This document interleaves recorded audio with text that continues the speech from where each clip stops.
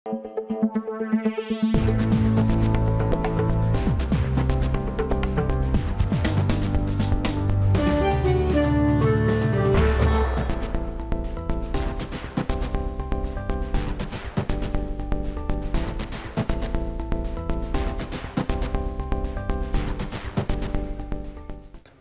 এখন জনপদে, সঙ্গে আছি আমি গালিব ইবনে রিয়াজ।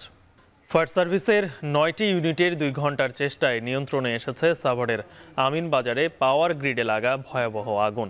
তবে জানা যায়নি আগুন লাগার কারণ ও ক্ষতির পরিমাণ।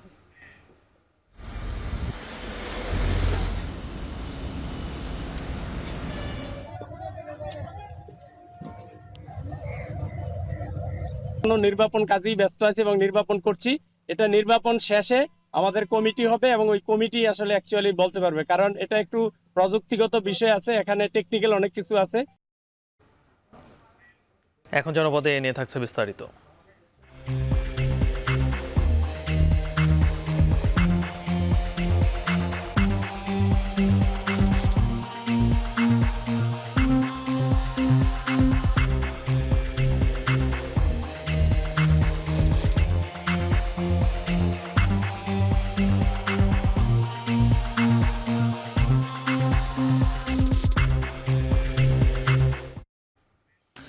বকেয়া বেতনের দাবিতে টঙ্গীতে ঢাকা ময়মনসিংহ মহাসড়ক অবরোধ করে বিক্ষোভ করছেন পোশাক শ্রমিকরা। এতে চরম ভোগান্তিতে পড়েছেন এই পথে চলাচলকারীরা। এখন জনপদে এ নিয়েও থাকছে বিস্তারিত, তবে শুরুতেই সাভারের আগুনের খবর। ফায়ার সার্ভিসের ৯ ইউনিটের ২ ঘন্টার চেষ্টায় নিয়ন্ত্রণে এসেছে সাভারের আমিন বাজারে পাওয়ার গ্রিডে লাগা ভয়াবহ আগুন। সকাল 10:30টার দিকে আগুন নিয়ন্ত্রণের বিষয়টি নিশ্চিত করে ফায়ার সার্ভিস। এর আগে সকাল 7টার দিকে আমিনবাজার পাওয়ার গ্রিডে আগুন লাগে। পরে খবর পেয়ে সকাল 7টা 20 মিনিটের দিকে ঘটনাস্থলে পৌঁছায় ফায়ার সার্ভিসের প্রথম ইউনিট। এরপর একে একে যুক্ত হয় আরও 8টি ইউনিট। তবে এখন পর্যন্ত আগুন লাগার কারণ ও ক্ষতির পরিমাণ জানা যায়নি।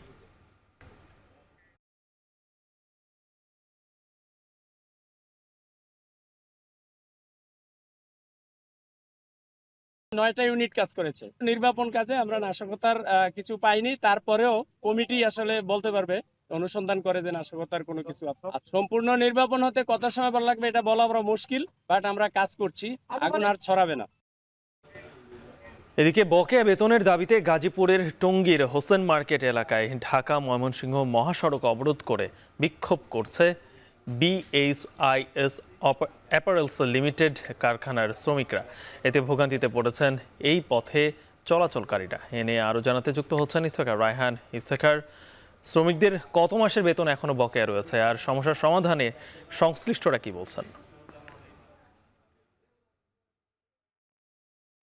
সকাল 7টা থেকেই যে কারখানাটির শ্রমিকরা এই ঢাকা ময়মনসিংহ মহাসড়ক অবরোধ করে বিক্ষোভ করছে। প্রায় 4 ঘন্টা ধরে মহাসড়কটি অবরোধ করে রাখার ফলে কিন্তু এই পুরো মহাসড়কটি অচল অবস্থা তৈরি হয়েছে। এতে করে আমরা দেখছিলাম যে সকাল থেকেই বিশেষ করে অফিসগামী যাত্রী, পাশাপাশি বিভিন্ন যে কলেজ বিশ্ববিদ্যালয়গুলোতে যে পরীক্ষার চলছে সেই শিক্ষার্থীরাও কিন্তু বেশ বিপাকে পড়েছেন। এবং এছাড়াও ঢাকা ময়মনসিংহ মহাসড়ক ব্যবহার করে কিন্তু রাজধানীর সাথে কিন্তু প্রায় উত্তরাঞ্চলের 23টি জেলার বাসিন্দাদের কিন্তু একটি যোগাযোগের অন্যতম সড়ক এই ঢাকা ময়মনসিংহ মহাসড়ক। তো এই মহাসড়কটিতে অবরোধ করে রাখার ফলে কিন্তু পুরো মহাসড়কটি অচল অবস্থা তৈরি হয়েছে। তবে কিছুক্ষণ আগে আমরা এখানে দেখেছি যে সেনাবাহিনীর সদস্য, বিপুল সংখ্যক সদস্য এখানে এসেছেন। পাশাপাশি গাজীপুর মেট্রোপলিটন পুলিশ এবং শিল্প পুলিশের অনেক সদস্য এখানে এসে তারা কিন্তু এই কিছুক্ষণ আগে শ্রমিকদেরকে বারবার বুঝিয়ে এখান থেকে সরে যাওয়ার জন্য চেষ্টা করেছেন। এক পর্যায়ে কিন্তু তারা মহাসড়ক থেকে আহ অনেকটা বাধ্য করা হয়েছে শ্রমিকদেরকে সরে যাওয়ার জন্য।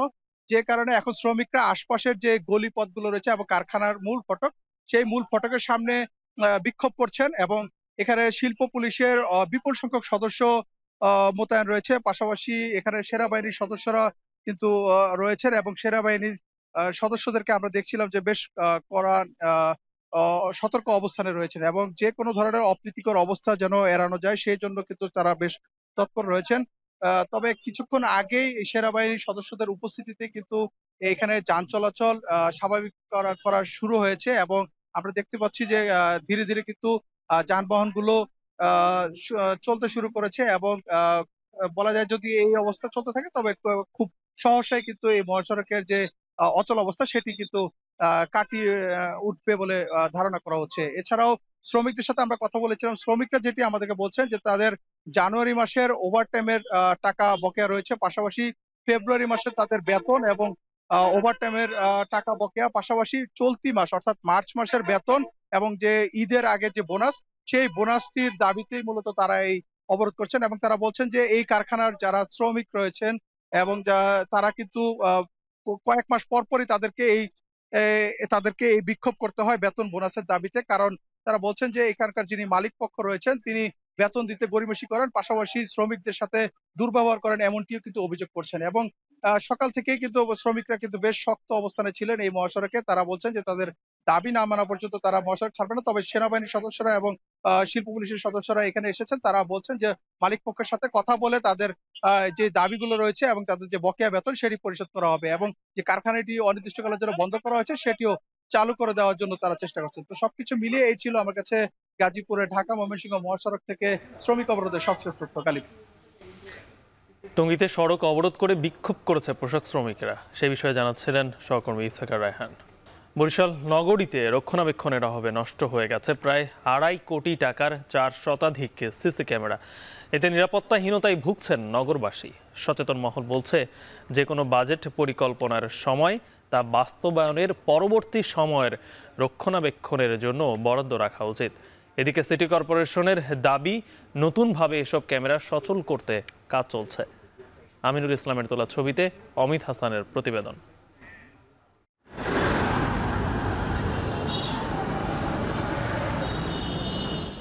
নগরীর নিরাপত্তা নিশ্চিতে স্থাপন করা সিসি ক্যামেরাগুলোর বর্তমান চিত্র এমনই। সড়কের মাঝখানের আইল্যান্ডের স্ট্যান্ডের সাথে লাগানো বেশিরভাগ সিসি ক্যামেরার অস্তিত্বই নেই, আর যেগুলো আছে সেগুলো ভেঙে ঝুলে আছে অথবা উল্টো হয়ে আছে মাটির দিকে, না হয় আকাশের দিকে। মেশিনগুলোর বক্স থাকলেও নেই ভেতরের কোনো যন্ত্রাংশ।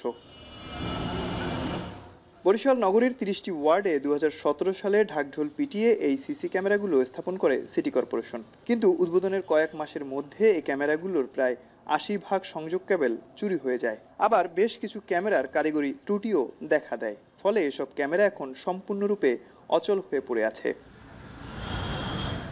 নগরীর বাসিন্দাদের নিরাপত্তা নিশ্চিতে প্রায় 2.5 কোটি টাকা ব্যয়ে সিটি কর্পোরেশন কর্তৃক স্থাপন করা হয়েছিল এরকম 400-রও অধিক সিসি ক্যামেরা, যা যথাযথ তদারকির অভাবে দিন দিন বিকল হয়ে পড়েছে।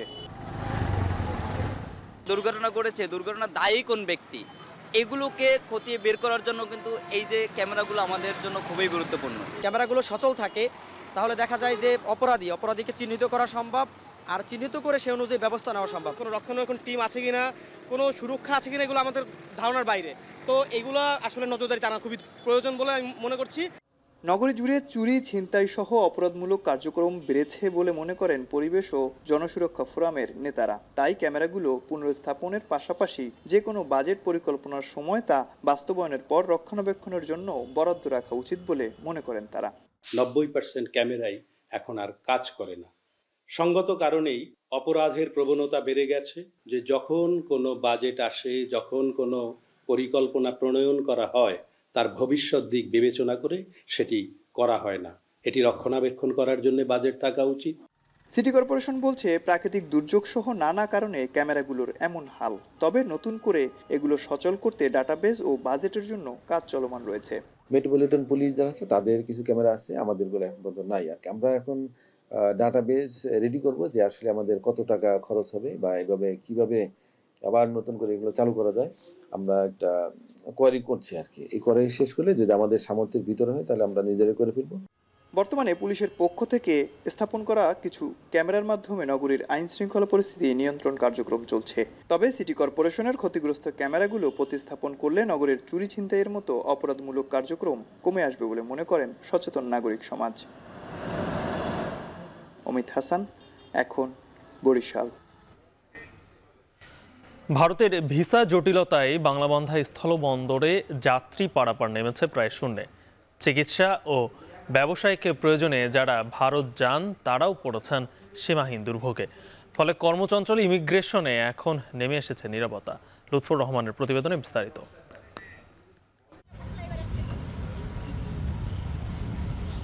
সম্প্রতি পঞ্চগড়ের বাংলামাথা জিরো পয়েন্টে বাবা মেয়ের আবেগঘন মুহূর্ত ছড়িয়ে পড়ে সামাজিক যোগাযোগের মাধ্যমে। ভিসা জটিলতার কারণে দীর্ঘদিন পর বিজিবি বিএসএফ এর যৌথ প্যারেড শেষে দেখা হয় তাদের।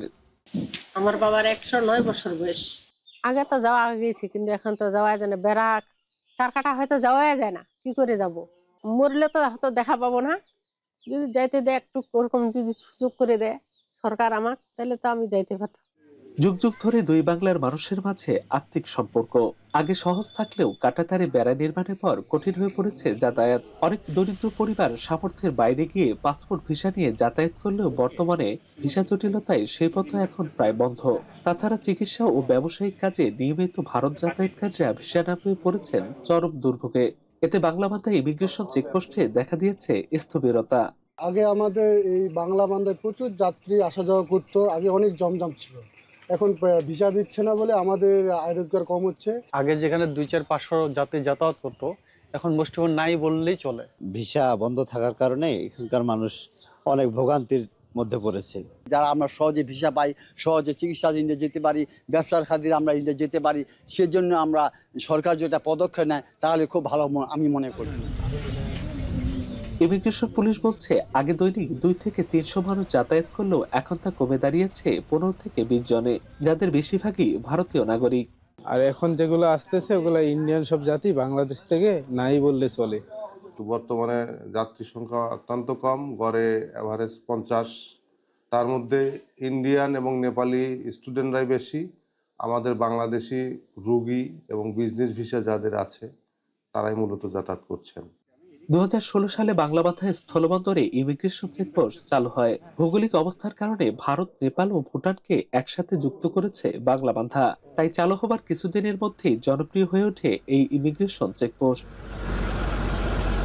লুৎফর রহমান, এখন পঞ্চগড়। চট্টগ্রামের সীতাকুণ্ডে 9 বছরের এক শিশুকে ধর্ষণের অভিযোগ উঠেছে 70 বছর বয়সী বৃদ্ধের বিরুদ্ধে। এছাড়া কর্ণফুলীতে 16 বছরের কিশোরীকে ধর্ষণ চেষ্টার অভিযোগে গ্রেপ্তার করা হয়েছে ভগ্নিপতিকে। সোমবার দুপুরে উপজেলার ভাটিয়ারি সন্দীপপাড়া এলাকায় এই ঘটনা ঘটে। বিকালে 10 লাখ টাকার বিনিময়ে ধর্ষণের ঘটনা ধামা চাপা দেওয়ার চেষ্টা করা হয়। পরে পুলিশ এসে অভিযুক্ত বৃদ্ধকে আটক করে থানায় নিয়ে যায়। ধর্ষণের শিকার 9 বছরের শিশুটিকে উদ্ধার করে সীতাকুণ্ড উপজেলা স্বাস্থ্য কমপ্লেক্সে ভর্তি করা হয়েছে। এদিকে চট্টগ্রামের কর্ণফুলীতে 16 বছর বয়সী কিশোরীকে ধর্ষণ চেষ্টার অভিযোগে তার ভগ্নিপতি ফারুককে গ্রেপ্তার করেছে পুলিশ। সোমবার রাতে উপজেলার চর পাথরঘাটা ইউনিয়নের 8 নম্বর ওয়ার্ডের ইছানগর এলাকা থেকে তাকে গ্রেপ্তার করা হয়। পুলিশ জানায়, রোববার সকালে ফারুক তার শ্বশুর বাড়িতে বেড়াতে যান। রাতে সবাই ঘুমিয়ে গেলে ফারুক তার শালিকার রুমে গিয়ে তাকে ধর্ষণের চেষ্টা করেন।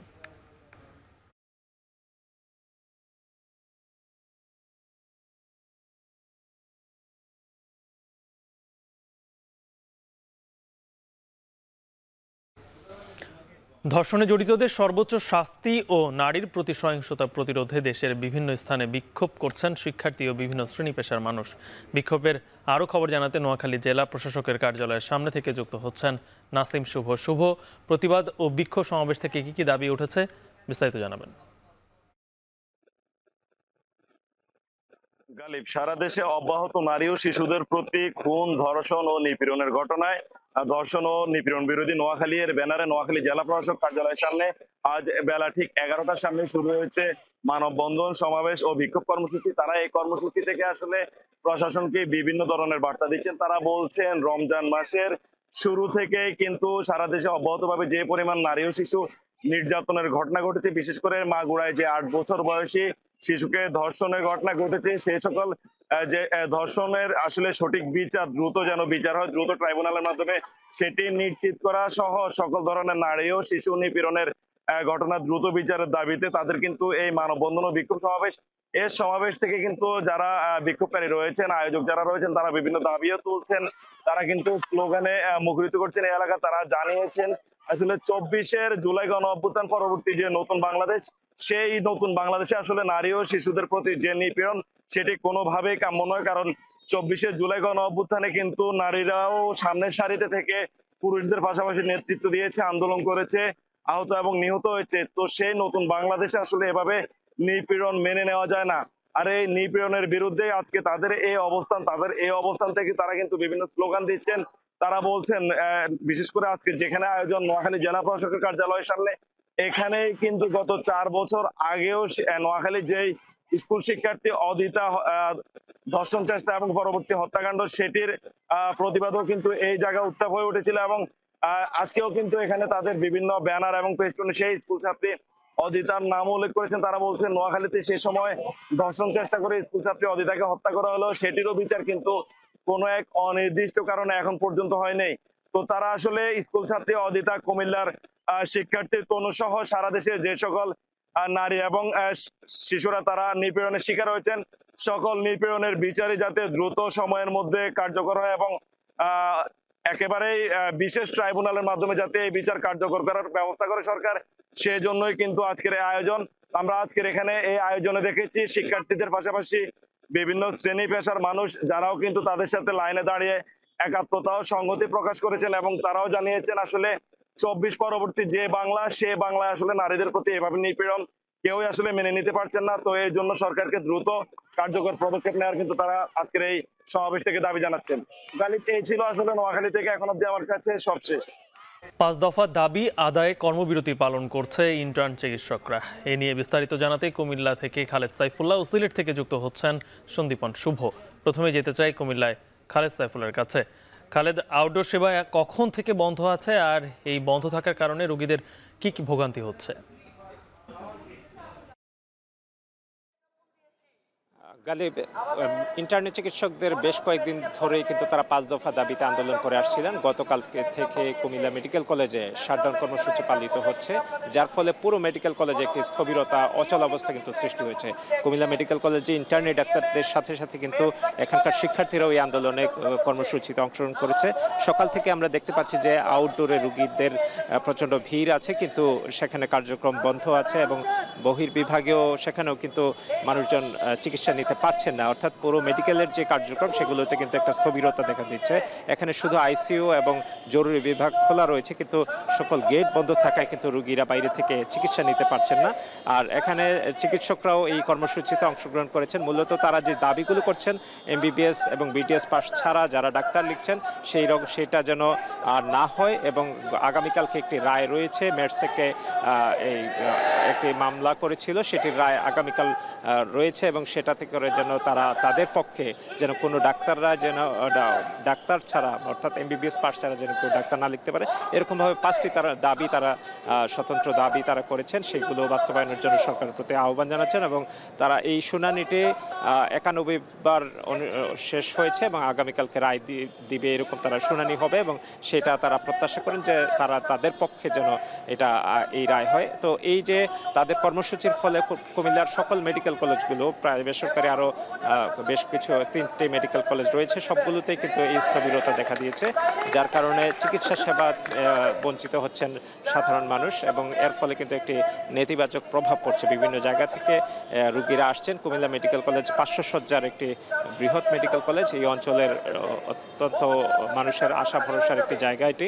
তো এখানে চিকিৎসা আন্দোলনরত ইন্টার্নি চিকিৎসকদের এই আন্দোলনের কারণে একাডেমিক কার্যক্রম বন্ধ রয়েছে। শিক্ষার্থীরাও এখানে অংশগ্রহণ করেছেন এবং চিকিৎসকরাও সম্মতি জানিয়ে কিছুক্ষণ আগে এই কর্মসূচিতে অংশগ্রহণ করেছেন এবং তারা বলছেন যে তারা যে 5 দফা দাবি দিয়েছেন সেই দাবিগুলো যেন সরকার অচিরেই বাস্তবায়ন করে এবং আদালতে যে রায় দেয়া হবে সেটির জন্য তাদের পক্ষে আসে। এবং মেডসের চিকিৎসা ব্যবস্থাকে তারা বলছেন যে সেটি অনভিজ্ঞ ডাক্তার লেখার কারণে, অনভিজ্ঞ লোকের ডাক্তার লেখার কারণে সাধারণ রোগীরা বিভ্রান্ত হচ্ছে এবং মানুষজন চিকিৎসা থেকে বঞ্চিত হচ্ছে এবং এর একটি নেতিবাচক প্রভাব পড়ছে, যার পুরো বিষয়টিতে আসলে যারা মূল চিকিৎসক তারা এটাকে দায় নিতে রাজি না। তারা বলছেন যে যারা চিকিৎসা সেবায় এমবিবিএস এবং বিডিএস পাস করে এসেছে তারাই যেন মূলত আসলে ডাক্তার লিখে এবং তারা যেন প্রকৃতভাবে রোগীদের সেবা দিতে পারে।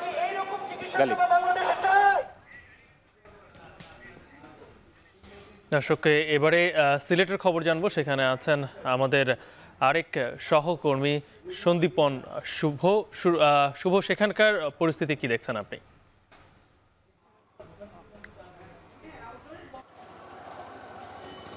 তাহলে এই মুহূর্তে আমরা রয়েছি Sylhet MAG Osmani medical college হাসপাতালে। এখানে কিন্তু টানা ৪র্থ দিনের মতো ইন্টার্ন চিকিৎসকরা এবং এই সাথে কিন্তু শিক্ষার্থীরা সকল ক্লাস বর্জন করে তারা আন্দোলন করছেন এবং ইন্টার্ন চিকিৎসকদের সেই কর্মবিরতির সাথে কিন্তু মিড লেভেল চিকিৎসকরা যুক্ত হয়েছেন। এবং আমি যেখানে দাঁড়িয়ে আছি এর ঠিক সামনেই কিন্তু আপনারা দেখতে পাচ্ছেন যে এখানে কিন্তু আউটডোর সার্ভিসের জন্য মানুষ দাঁড়িয়ে আছেন এবং সেটি কিন্তু সকাল ৮টা থেকে প্রায় ৩ ঘন্টা ধরে কিন্তু এখানে রুগীরা দাঁড়িয়ে আছেন এবং তারা কিন্তু সার্ভিস পাওয়ার জন্য বা সেবা পাওয়ার জন্য তারা কিন্তু অনেকটাই তারা ভোগান্তির মধ্যে আছেন সার্ভিস না পেতে। এবং আপনারা একটা জিনিস দেখতে পাচ্ছেন যে এখানে কিন্তু আন্দোলনরত যারা চিকিৎসক রয়েছেন এবং সিলেট এমএজি ওসমানী মেডিকেল কলেজের শিক্ষার্থীরা যারা রয়েছেন তারাও কিন্তু এখানে মিছিল নিয়ে এসেছেন এবং আমরা দেখতে পাচ্ছি যে তারা বিভিন্ন ধরনের স্লোগান দিচ্ছেন, no MBBS, no BDS, no doctor, এরকম কিন্তু তারা স্লোগান দিচ্ছেন। তাদের যে 5 দফা দাবি, সেই 5 দফা দাবির পক্ষে কিন্তু তারা সোচ্চার এবং সেটি কিন্তু 8 মার্চ থেকে আমরা দেখেছি যে 8 মার্চ থেকে কিন্তু সেই আন্দোলনটি তারা চালিয়ে যাচ্ছেন এবং আমরা এমন দেখেছি যে তারা বিভিন্ন ধরনের প্ল্যাকার্ড হাতে তারা বলছেন এবং তারা বলছেন যে ভুয়া ডাক্তারের প্রহসন তারা মানবেন না এবং এ বিষয়ে কিন্তু তারা প্রতিবাদ চালিয়ে যাচ্ছেন। এবং আমরা যেমনটি দেখছিলাম যে আসলে এখানে কিন্তু এই আন্দোলনটি তারা বেশ সময় ধরে কিন্তু চালিয়ে যাচ্ছেন এবং এটির কারণে কিন্তু রোগীরাও দুর্ভোগে পড়েছেন, কারণ রোগীর সেবা কিন্তু অনেকটাই বিঘ্নিত হচ্ছে এবং রোগীদের কাছে আমরা যখন কথা বলছেন তারা বলছেন যে আসলে চিকিৎসা সেবা না পেয়ে তারা কিন্তু বেশ দুর্ভোগে পড়েছেন। আরেকটি বিষয় এখানে বলতে হয়, এখানে এই 4টি জেলার মানুষ, বিশেষ করে সিলেট বিভাগের 4টি জেলার মানুষের বাইরেও কিন্তু অনেক অন্যান্য জেলার মানুষ আসেন এবং তারা কিন্তু চিকিৎসা সেবা নেওয়ার জন্য কিন্তু এখানে আসেন এবং যখনই কিন্তু এই সেবাটি তারা পান না তখনই কিন্তু আসলে তারা অনেকটাই ভোগান্তির মধ্যে দিয়ে পড়েন। কারণ এখানে আমরা যখন রোগীদের সাথে কথা বলছিলাম তারা বলছিলেন যে সাধারণ যারা রোগী রয়েছেন, দরিদ্র যারা রোগী রয়েছেন তাদের কিন্তু চিকিৎসার ব্যয় বহন করা অনেকটাই কঠিন, কারণ প্রাইভেটে গিয়ে চিকিৎসা নেওয়া এই মুহূর্তে তাদের জন্য কষ্টসাধ্য। সেই জন্যই তারা সরকারি হাসপাতালে আসেন এবং টার্সিয়ারি লেভেলের এই হাসপাতালটি একমাত্র ভরসাস্থল কিন্তু সিলেট বিভাগের কোটি মানুষের। এবং প্রতিনিয়ত এখানে কিন্তু আমি একটি তথ্য আপনাকে জানিয়ে রাখতে চাই, 2500 থেকে 3000 রোগী ভর্তি থাকেন এবং সেই রোগীরা কিন্তু প্রতিনিয়ত এখানে ইনডোরে সেবা নেন এবং আউটডোরেও কিন্তু প্রায় 1000 থেকে 1500 রোগী কিন্তু সেবা নিয়ে থাকে। কিন্তু আজকের যে বিষয়টি হচ্ছে যে এই আন্দোলনের কারণে কিন্তু বিশেষ করে তারা সেবাটা বিঘ্নিত হচ্ছে এবং ইন্টার্ন চিকিৎসকরা এবং শিক্ষার্থীরা যেটি বলছেন যে তাদের দাবি দেওয়া না মেনে না হলে আরও কঠোর কর্মসূচি তারা পালন করবেন। আমার কাছে এই ছিল সিলেট এমএজি ওসমানী হাসপাতাল থেকে সর্বশেষ। চট্টগ্রাম বন্দরের পতেঙ্গা কন্টেইনার টার্মিনালে রপ্তানির পাশাপাশি এবার পরীক্ষামূলকভাবে আমদানি কন্টেইনার নিয়ে ভিড়ছে জাহাজ। এ নিয়ে আরও বিস্তারিত জানাতে পতেঙ্গা কন্টেইনার টার্মিনাল থেকে যুক্ত হচ্ছেন হাজিরের শিউলি। কবে নাগাদ পিসিটি পুরোদমে চালু হবে আর আমদানি কন্টেইনার পুরোপুরি হ্যান্ডেলিং কখন থেকে শুরু হচ্ছে আর এতে ব্যবসায়ীরা কী ধরনের সুফল পাবেন? গালিব, আমদানি কন্টেইনার হ্যান্ডলিংয়ের জন্য যেসব প্রয়োজনীয় গুরুত্বপূর্ণ আনুষঙ্গিক কাজ এবং যন্ত্রপাতি আছে সেগুলো সীমাবদ্ধতার কারণেই কিন্তু চালুর 9 মাস পরও পুরোপুরি এখন আমদানি পণ্যবাহী কন্টেইনার হ্যান্ডলিং করতে পারছে না পিসিটি। এবং এখানে জানিয়ে রাখি, গত বছরের 8ই জুন প্রথম বিদেশি অপারেটর সৌদি আরবের রেড সি চট্টগ্রাম বন্দরের এই গুরুত্বপূর্ণ টার্মিনালটি পরিচালনার কাজ শুরু করে এবং তাদের সঙ্গে প্রায় 22 বছরের জন্য চুক্তি করেছে চট্টগ্রাম বন্দর। এই 22 বছর তারা এই টার্মিনালটি পরিচালনা করবে, কিন্তু বেশ কিছু সীমাবদ্ধতার কারণে তারা এখানে এখনও পুরোদমে টার্মিনাল কন্টেইনার আমদানি পণ্যের কন্টেইনার হ্যান্ডলিং করতে পারছে না। তবে সম্প্রতি তারা 2টি আমদানি পণ্যবাহী জাহাজ আমদানি কন্টেইনার নিয়ে এই টার্মিনালে ভিড়েছে এবং পরীক্ষামূলকভাবে তারা সেই কার্যক্রম চালুর চেষ্টা করছে এবং ইতিমধ্যে কিন্তু তারা স্ক্যানার এনেছে এবং স্ক্যানার স্থাপনের পরই পুরোদমে এই টার্মিনালটিতে আমদানি পণ্যবাহী কন্টেইনার হ্যান্ডলিং এবং খালাস এবং ডেলিভারি শুরু হবে। যেহেতু আমদানি প্রক্রিয়ার সাথে কিন্তু অনেকগুলো বিষয় যুক্ত, এখানে কাস্টমসের প্রক্রিয়া আছে এবং পণ্যগুলো পরীক্ষণের বিষয় আছে এবং বর্তমানে যে কন্টেনারগুলো এখানে আসলে নামানো হচ্ছে বা খালাস করা হচ্ছে সেগুলো এখান থেকেই পরীক্ষা করে সরাসরি আমদানিকারকের কারখানা প্রাঙ্গণে চলে যাচ্ছে। সাধারণত আমদানি পণ্যের কন্টেনার যেগুলো FCL কন্টেনার সেগুলো কিন্তু স্ক্যানিং হয়েই তারপরে বিভিন্ন বেসরকারি অবকে চলে যায় এবং কিছু চলে যায় আমদানিকারকের কারখানা প্রাঙ্গণে। তাই এখানে স্ক্যানার একটি গুরুত্বপূর্ণ বিষয়। এছাড়া এই টার্মিনালটিতে এখনও কিন্তু যন্ত্রপাতি স্বল্পতা বা সংকট রয়েছে এবং পুরোদমে এটি চালু হতে আরও প্রায় 1 বছর লেগে যেতে পারে, যেহেতু এখানে কি গেন্ট্রিকেন একটি গুরুত্বপূর্ণ বিষয় এবং কি গেন্ট্রিকেন ছাড়া আসলে পণ্য হ্যান্ডলিংয়ের সেভাবে গতি পায় না এবং শুধুমাত্র যেসব জাহাজের নিজস্ব ক্রেন আছে সেসব জাহাজই বর্তমানে এই টার্মিনালটিতে ভিড়ছে এবং বর্তমানে শুধু রফতানি কন্টেনারই এখানে জাহাজীকরণ করা হচ্ছে। তবে স্ক্যানার যখন বসে যাবে এবং অন্যান্য তাদের যে প্রস্তুতি বা আনুষঙ্গিক যেসব যন্ত্রপাতি স্থাপনের কাজ আছে তখন পুরোদমে এই টার্মিনালটিতে আমদানি পণ্যবাহী কন্টেনার হ্যান্ডলিং শুরু হবে। তো এই টার্মিনালটি কিন্তু একটি বন্দরের গুরুত্বপূর্ণ টার্মিনাল হিসেবে বিবেচনা করা হয়, যেহেতু এটি কর্ণফুলী নদীর মোহনা থেকে এটি দূরত্ব মাত্র 6 কিলোমিটার, যেখানে বন্দরের অন্যান্য টার্মিনালের দূরত্ব 12 থেকে 14 কিলোমিটার এবং এখানে পানির গভীরতা অনেক বেশি, তাই 10 থেকে 10.5 মিটার গভীরতার বড় জাহাজ এখানে ভিড়তে পারবে। তাই বড় জাহাজ ভিড়লে এখানে অল্প সময়ে কন্টেনার পণ্য খালাস করা যাবে এবং বেশি পরিমাণ পণ্য এখানে আসতে পারবে। সেক্ষেত্রে আমদানিকারকদের কিন্তু খরচও কিছুটা সাশ্রয়ের সুযোগ রয়েছে এবং বছরে কিন্তু প্রায় 5 লাখ টিস কন্টেনার হ্যান্ডলিংয়ের সক্ষমতা রয়েছে। তবে পুরোদমে এটি সক্ষম বা পূর্ণাঙ্গ রূপে চালু হতে আরও প্রায় 1 থেকে 1.5 বছর লাগবে বলে আমাদেরকে এখানে কর্তৃপক্ষ জানিয়েছে। তবে তারা তাদের সব প্রস্তুতি এবং কার্যক্রম চেষ্টা করছে যেন দ্রুত কি গেন্ট্রিকেন চলে আসে এবং অন্যান্য আনুষঙ্গিক যে যন্ত্রপাতি আছে সেগুলো তারা বহর গড়ে তোলার চেষ্টা করছে। তো গালিব, এই ছিল আমার কাছে পতেঙ্গা কন্টেনার টার্মিনাল থেকে এই টার্মিনাল যে আমদানি পণ্যের হ্যান্ডলিং কার্যক্রমের সবশেষ। চট্টগ্রাম থেকে যুক্ত ছিলেন সহকর্মী হাজেরা শিউলি। ভোলার জেনারেল হাসপাতালে মিলছে না কাঙ্ক্ষিত চিকিৎসা সেবা। আধুনিক যন্ত্রপাতি থাকলেও রোগীদের পরীক্ষা নিরীক্ষা করাতে হচ্ছে বেসরকারি ক্লিনিকে। হাসপাতাল কর্তৃপক্ষ বলছে প্রয়োজনীয় জনবল না থাকায় সেবা দিতে পারছেন না তারা। অঙ্কুর রায়ের ক্যামেরায় ইমতাজুর রহমানের প্রতিবেদন। ভোলার 250 শয্যা জেনারেল হাসপাতাল 2022 সালে উদ্বোধনের পর 3 বছর পার হলেও ব্যবহার না হওয়ায় বিকল হয়ে গেছে অনেক যন্ত্রপাতি। বাধ্য হয়ে রোগীদের অধিক মূল্যে পরীক্ষা নিরীক্ষা করাতে হচ্ছে বেসরকারি প্রতিষ্ঠানে। শুধু আইসিইউ নয়, সংকট রয়েছে হাসপাতালের অন্যান্য বিভাগেও। চিকিৎসক, নার্স ও মেডিকেল টেকনোলজিস্ট সংকটে ব্যাহত হচ্ছে জেলার 20 লাখ মানুষের স্বাস্থ্যসেবা। হাসপাতালের আন্তঃবিভাগ ও বহির্বিভাগে মিলছে না কাঙ্ক্ষিত সেবা। চিকিৎসা নিতে এসে অনেককেই পাঠিয়ে দেওয়া হচ্ছে বেসরকারি ক্লিনিক, বরিশাল বা ঢাকার হাসপাতালে। ভুক্তভোগী মাহবুব আলম শ্বাসকষ্ট নিয়ে ভর্তি হলেও বিশেষজ্ঞ চিকিৎসকের অভাবে তাকে রেফার করা হয়েছে ঢাকায়। প্রাইমারি টুকটাক যে চিকিৎসাগুলো এখানে যেটা হওয়ার দরকার, একটা আইসিইউ, তারপরে কার্ডিওলজির সামগ্রিক, এগুলো অনেক সংকট। হাসপাতালে 61 জন চিকিৎসকের পদের বিপরীতে কর্মরত আছেন মাত্র 21 জন। 40টি পদই শূন্য। নার্সের 93টি পদের বিপরীতে কর্মরত আছেন মাত্র 57 জন। দীর্ঘদিন ধরে রয়েছে radiologist, medical officer, emergency medical officer সহ গুরুত্বপূর্ণ পদগুলো। আমাকে একশোর কাগজটাও দেখলো না আর আমাকে রোগীর বালামন্দ জানলো না, কিছু নাম কাটতে দিছে। আরও কয়েকটা ওনার অনেক প্রয়োজন, কারণ অনেক মানুষ সিরিয়ালে দাঁড়িয়ে থাকতে হয়, অনেক বাচ্চা, অনেক কষ্ট হয়। যারা একটু অল্প অসুস্থ তাদেরকে রিলিজ দিয়ে দেওয়া হয়, আর যারা একটু তার চেয়ে বেশি অসুস্থ তাদেরকে ঢাকা, বরিশাল সহ অন্যত্র রেফার করা হয়। চিকিৎসা সেবা না দিয়ে দায়িত্বপ্রাপ্ত ডাক্তারদের অপেশাদার আচরণে দুর্ভোগ আরও বাড়ছে বলে অভিযোগ ভুক্তভোগীদের। আর জনবল সংকটের কথা বলছেন হাসপাতাল কর্তৃপক্ষ। ব্রেন টিউমার কালকে হাসপাতালে আনছে, এখন ডাক্তার এখানে ওনার চিকিৎসা করেন, বলছে ঢাকা নিয়ে যেতে। অধিকাংশ টেস্টের রিপোর্টই করতে দেয় হচ্ছে বাইরের ডায়াগনস্টিক সেন্টারে। তাহলে ভোলা সদর হাসপাতাল কেন আছে? এখানে কোনো চিকিৎসাই হয় না, শুধু জ্বর সর্দি ছাড়া। জরুরি বিভাগের কোনো ডাক্তার নেই, মেডিকেল অফিসার সব কিছু মিলাইয়া আমাদের প্রায় 5 থেকে 7 জন ডাক্তার আছে। এর ভিতরে ফাউন্ডেশন ট্রেনিংয়ে আছেন, আমাদের ডাক্তার অ্যাটাচমেন্টে আছেন জেলা কারাগারে।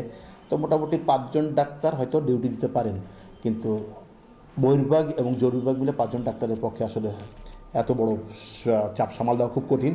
শূন্যপদ পূরণের জন্য ঊর্ধ্বতন কর্তৃপক্ষের কাছে আবেদন পাঠানো হয়েছে বলে জানিয়েছেন সিভিল সার্জন। জনবল সংকট এটা আসলে এটা যেহেতু ভোলা দ্বীপ জেলা এখানে আসে আর অনেকেই থাকতে চায় না, তারপর আমরা তাদেরকে রাখার চেষ্টা করতেছি, যত ফ্যাসিলিটি তাদেরকে দিয়ে রাখার চেষ্টা করতেছি। আবার বিশেষ নিয়োগ হলে আসলে আমরা শূন্য কোটাগুলো পাবো। দেশের একমাত্র দ্বীপ জেলা ভোলার সাধারণ মানুষের চিকিৎসা সেবার মান উন্নয়নে অতি দ্রুত এই ভোলার 250,000 জেনারেল হাসপাতালটিতে দক্ষ জনবল, নার্স এবং চিকিৎসক নিয়োগের দাবি ভোলাবাসীর। ইমতিয়াজুর রহমান, এখন ভোলা। আশানুরূপ দাম না পাওয়ায় বগুড়ার হিমাগারগুলোতে আলু সংরক্ষণে কৃষকের ভিড় বেড়েছে। তবে চাহিদা অনুযায়ী হিমাগারে আলু রাখতে না পেরে ফেরত যাচ্ছেন অনেকেই। এ নিয়ে আরও জানাতে বগুড়ার নওদাপাড়া থেকে যুক্ত হচ্ছেন মাজেদুর রহমান। মাজেদ, আলু সংরক্ষণের জটিলতা নিয়ে কৃষকরা কি বলছেন, আর সরকারিভাবে সংরক্ষণের কোনো কি উদ্যোগ আছে?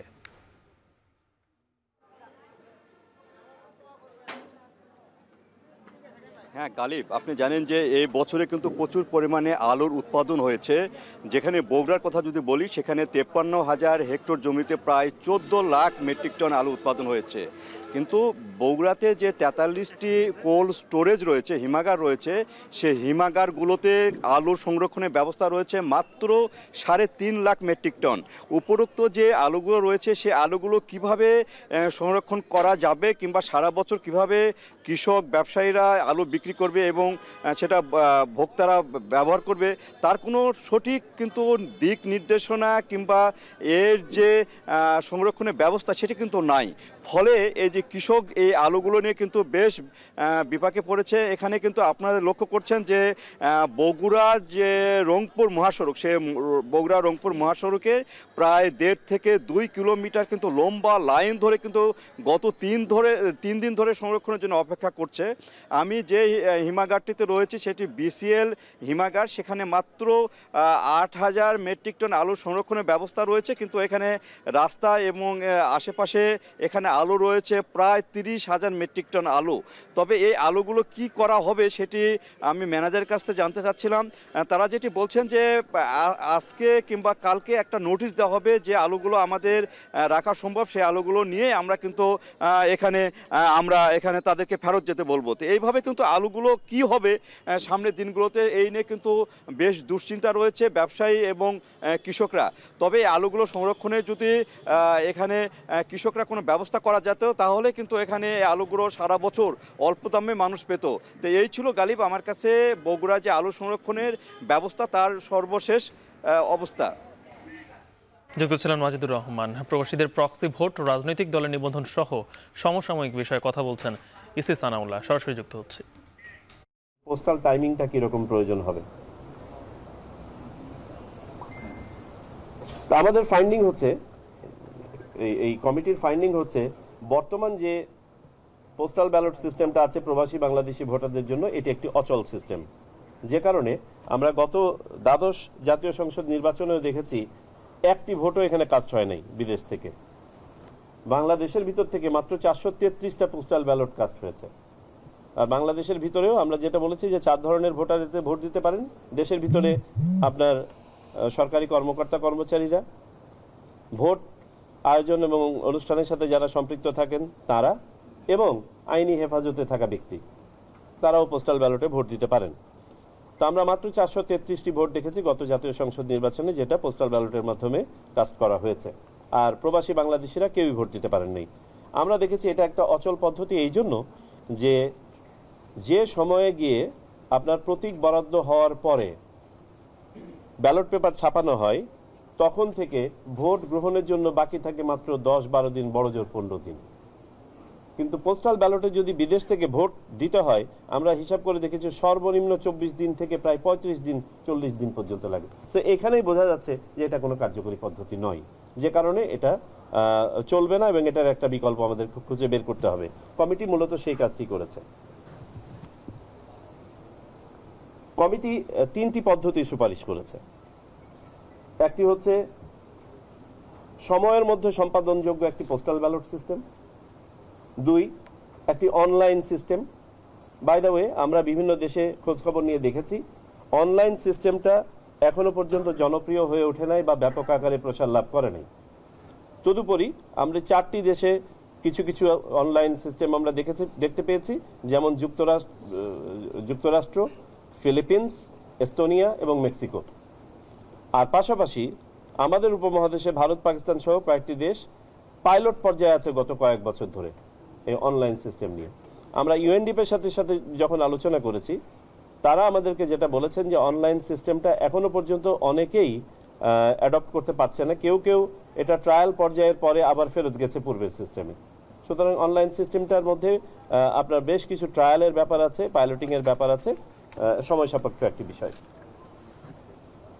তো আমি যেটা বলছিলাম যে কমিটি 3টি পদ্ধতি সাজেস্ট করেছে। দুটো বললাম যে সময়ের মধ্যে সম্পাদনযোগ্য পোস্টাল ব্যালট, দ্বিতীয় হচ্ছে অনলাইন পদ্ধতি, আর তৃতীয়টি হচ্ছে প্রক্সি ভোট। প্রক্সি ভোট অর্থাৎ একজন প্রবাসী বাংলাদেশির পক্ষে বাংলাদেশে অবস্থানরত একজন ভোটার তার ভোটার এলাকার তার হয়ে ভোটটা দিয়ে দেওয়া। আমাদের কমিটির কাছে বিবেচ্য বিষয়াদি ছিল ভোটারের পরিচয় নিশ্চিত হওয়া, ভোটের গোপনীয়তা এবং নিরাপত্তা।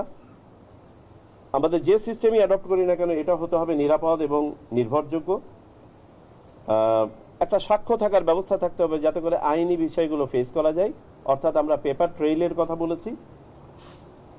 যে সময় পাওয়া যাবে ভোট গ্রহণের জন্য সেই সময়ের মধ্যে সম্পাদনযোগ্য একটি পদ্ধতি, এটি একটি সাশ্রয়ী পদ্ধতি হতে হবে এবং সর্বোপরি সার্বজনীন পদ্ধতি হতে হবে, যাতে করে বিদেশে বসবাসরত সকল ধরনের প্রবাসী Bangladeshi irrespective of their level of education যেন এটা সহজে ভোটটা দিতে পারে।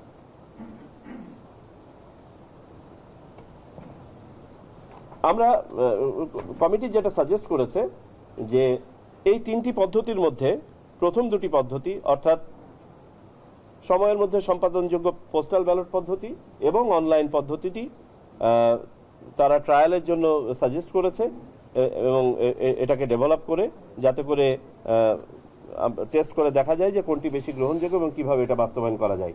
পাশাপাশি তারা যেটা সাজেস্ট করেছে যে আগামী নির্বাচনের জন্য যদি সত্যিকার অর্থে আমাদের প্রত্যাশা পূরণ করতে হয় এবং মাননীয় প্রধান উপদেষ্টাও যেটা বলেছেন সেইভাবে যদি আমরা প্রবাসীদের প্রত্যাশাটাও যদি আমরা পূরণ করতে চাই তাহলে আমাদেরকে প্রক্সি ভোটিংয়ে যেতে হবে। প্রক্সি ভোটিং বর্তমানে কয়েকটি দেশে বিভিন্ন পরিসরে প্রচলিত আছে, তার মধ্যে ইংল্যান্ড এবং অস্ট্রেলিয়া অন্যতম, আর ভারতে শুধুমাত্র সশস্ত্র বাহিনীর সদস্যদের জন্য এটা প্রচলিত আছে। প্রক্সি ভোটের পক্ষে কমিটি যে যুক্তিগুলো তুলে ধরেছে তার মধ্যে একটা হচ্ছে যে গ্লোবালি কিছু কিছু জায়গাতে যেহেতু এটার প্রচলন আছে, দ্বিতীয়ত হচ্ছে পাওয়ার অফ অ্যাটর্নির মাধ্যমে তো আমরা জমি জমাও বিক্রি করে থাকি, তাহলে পারে ভোটও তো একটা অধিকার, সেটাকে যদি আমরা বাস্তবায়ন করতে পারি এবং এটা যদি আমাদেরকে একটা ভালো ফলাফল দেয়। আর তৃতীয়ত বাংলাদেশে সহায়তা নিয়ে ভোটের একটা প্রভিশন আছে, সেটা হচ্ছে যারা শারীরিকভাবে চ্যালেঞ্জড দৃষ্টি প্রতিবন্ধী যারা তাদের জন্য বিশেষ করে যে একজনের হয়ে আরেকজন ভোটটা দিয়ে দেয়, যদিও বা এটার সাথে এটাকে মিলানো যাবে না, তবে আমরা বলছি যে একটা ছোট একটা স্কোপ আছে। আর সর্বোপরি যে যুক্তিটি তারা দিয়েছে কমিটির পক্ষ থেকে যে এইটি একমাত্র পদ্ধতি যেটা ন্যূনতম ইন্টারভেনশনের মাধ্যমে সময়ের মধ্যে এবং রিয়েল টাইমে করা সম্ভব। কমিটি যে রোডম্যাপ সাজেস্ট করেছে এবং যেটা কমিশন গতকালকে অ্যাপ্রুভ করেছে সেটা হচ্ছে যে একটা ওয়ার্কশপ করা হবে এই প্রস্তাবনার উপরে, এই তিনটি পদ্ধতি নিয়েই।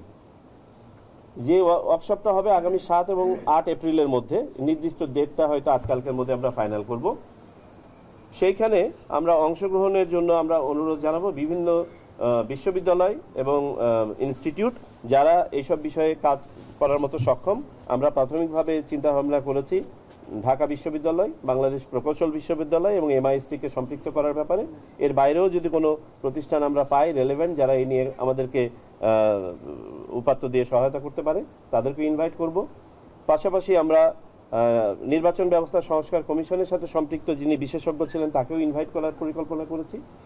আমরা অতীতে নির্বাচন ব্যবস্থাপনার সাথে যারা সম্পৃক্ত ছিলেন এরকম 2-1 বিশেষজ্ঞকে নির্বাচন কমিশনে চাকরি করেছেন, রিটায়ারমেন্টে গিয়েছেন অভিজ্ঞ, তাদেরকেও করব। বিভিন্ন এনজিও এবং প্রতিষ্ঠান যারা আমাদেরকে প্রেজেন্টেশন দিয়েছেন বা যারা আগ্রহী এ ব্যাপারে আপনার অংশগ্রহণ করার ব্যাপারে তাদেরকে আমরা আহ্বান জানাবো। হবিগঞ্জের চা বাগানগুলোতে শুরু হয়েছে আনুষ্ঠানিকভাবে নতুন বছরের পাতা উত্তোলন। তবে মৌসুমের শুরুতেই অনাবৃষ্টির কবলে পড়েছে বাগান, ফলে এখনও নতুন পাতা না আসায় ক্ষতির মুখে বাগান মালিকরা। বিস্তারিত জানাতে হবিগঞ্জ থেকে যুক্ত হচ্ছেন কাজল সরকার। কাজল, নতুন বছরের চা পাতা উত্তোলন কেমন দেখছেন, আর এবার চা উৎপাদনের বিষয়ে সংশ্লিষ্টরা কি বলছেন?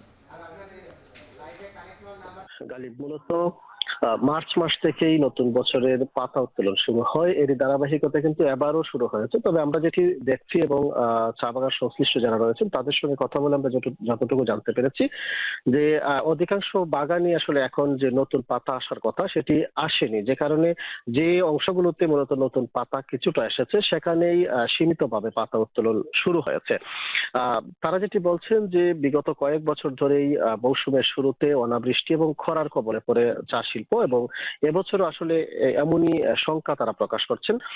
যেমন তারা যেটি বলছেন যে জানুয়ারি থেকে মার্চ পর্যন্ত অন্তত 5 থেকে 7 ইঞ্চি পরিমাণ বৃষ্টিপাতের প্রয়োজন, যেহেতু চা শিল্প পুরোটাই বৃষ্টির উপর নির্ভরশীল। কিন্তু এবছর 1 ইঞ্চি পরিমাণ বৃষ্টিপাত হয়নি, যে কারণে এখনো পুরো বাগান অনেকটা রুক্ষ শুষ্ক অবস্থা। হয়তো সীমিতভাবে যে অংশগুলোতে তারা কৃত্রিম উপায়ে যেগুলোতে সেচ দিয়েছিলেন সেখানে আসলে কিছু নতুন পাতা এসেছে, সেখান থেকে এখন পাতাগুলো উত্তোলন করছেন। এবং বিগত কয়েক বছর ধরেই এই অবস্থা চলে আসছে। যেমন মৌসুমের শুরুতে যখন অনাবৃষ্টি এবং খরার কবলে পড়ে, ফলে বছর শেষে দেখা গেছে যে পরিমাণ তাদের লক্ষ্যমাত্রা ছিল সেটি উৎপাদন লক্ষ্যমাত্রা হয় না। যেমন গত বছরও কিন্তু হবিগঞ্জের যে 34টি চা বাগান সেখানে অন্তত 27 লাখ কেজি চা উৎপাদনের ঘাটতি ছিল। এর আগের বছরও 24 লাখ কেজি, অর্থাৎ বিগত 2 বছরের পরিসংখ্যান যদি আমরা দেখেছি যে 51 লাখ কেজি চা উৎপাদন কমেছে।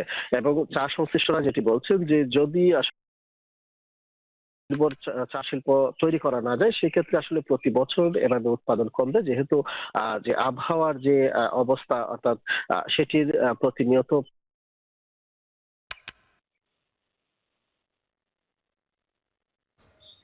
হবিগঞ্জ থেকে যুক্ত ছিলেন সহকর্মী কাজল সরকার। শেষ করছে এখন জনপদের আয়োজন। এখন টেলিভিশন ওয়েবসাইটে দেখতে ভিজিট করুন এখন.tv, ফেসবুকে চোখ রাখুন facebook.com/tv.এখন, আর ইউটিউবে লাইভ দেখতে ভিজিট করুন youtube.com/c/এখন.tv।